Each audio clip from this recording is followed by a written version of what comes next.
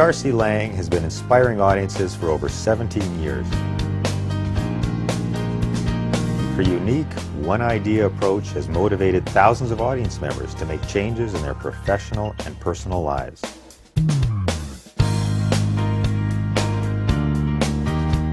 I have one simple idea, one simple tool I call focus on the 90%.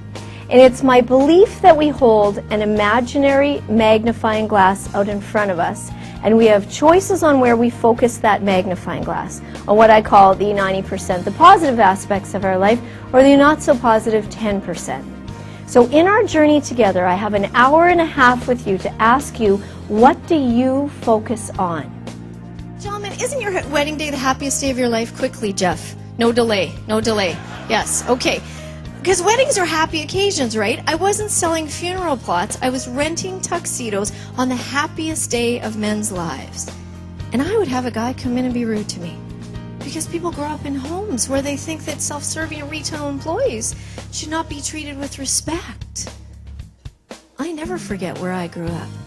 And I never forget that every single one of these tech guys, every single one of these banquet people belong to somebody else. And they will never forget how you treated them. I've run many businesses, and I'll tell you, when I call them in my office and say, Laura, you're rocking everybody's world, she says, they got a problem with me, and I got a problem with them. What's their problem? They rarely know that they're the problem. So what do you do with them? So as a besides shoot them.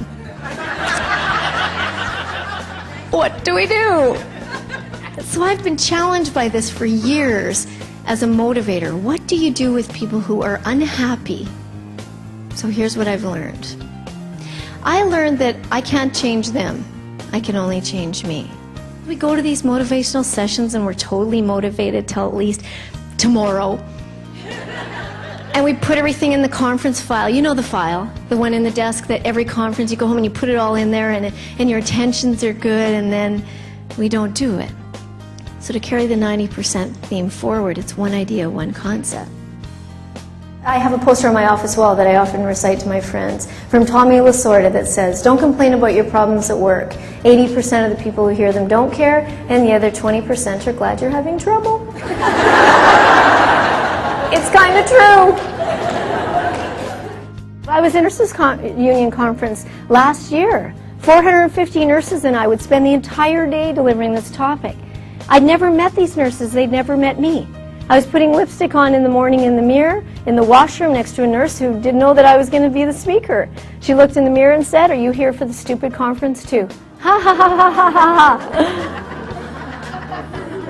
I just smiled in the mirror and said, I sure am. Like, what impression do we leave? But we come with our magnifying glass and, you know, I can actually see chips on people's shoulders in their energy. People come to work angry. They come to work with their 10%, and it ripples out and affects everyone that has to serve with them. How can we possibly motivate? How can we live our message if we aren't healing our own wounds? How can we possibly motivate others if we are not motivated? I know we know this, but are we doing it? Because what we focus on ripples out. It first affects the soul of the man and the woman, because now we question, are we making the difference we thought we would? And then it ripples out to our staff, because they can tell when we don't really truly live our message. And then it ripples to our clients. You don't see a lot of running in service these days. Running by us, jumps in his paratransit vehicle, 10 minutes later he's back, we are captive. Magazines down, we watch him.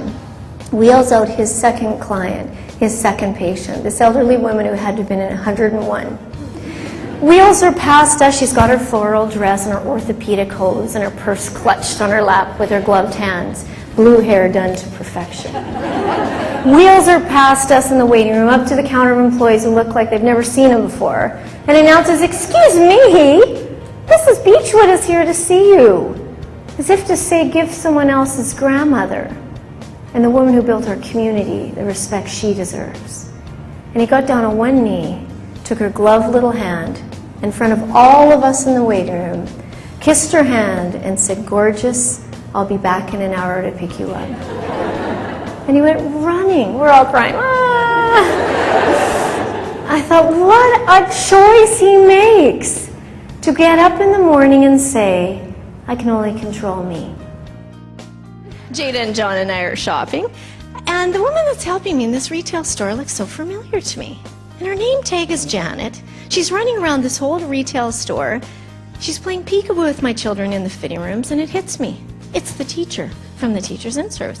I said, Janet, what the heck are you doing here, helping me in this store? She said, oh, that. I taught for a year and I hated it, so I quit.